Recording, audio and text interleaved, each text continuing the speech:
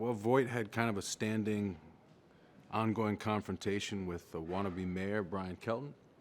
And right at the end of the season, Brian Kelton was found very dead. And we saw Voight driving away from his house. So, cliffhanger. My character, Antonio Dawson, one of the other detectives in the unit, had a bit of a drug problem last season and got into an altercation with a guy that had kidnapped his daughter. And that guy went out the window, and I kind of took the hit for it.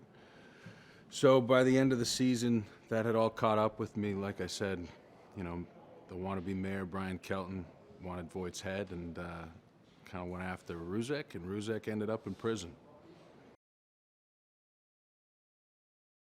You know, I think he's going to be continuing to deal with the fallout from that.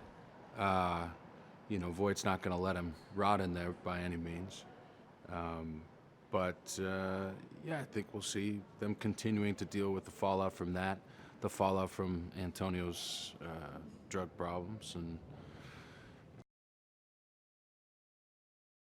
after the whole unit has gone to war with the superintendent, who then became the mayor at the end of the season, I mean, I don't know, they're a pretty rogue unit at this point. So I think we're going to continue operating by our own rules and our own standards and doing the best that we can, but I'm sure there will be some bumps along the way.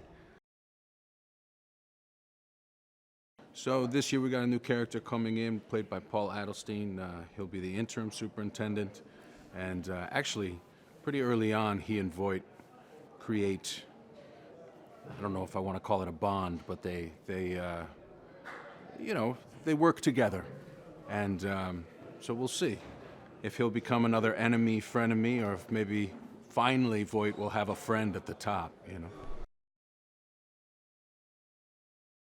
We just were in Paris doing a convention where we get to meet, greet with the fans and sign some pictures and take some pictures and stuff. And I mean, I don't know.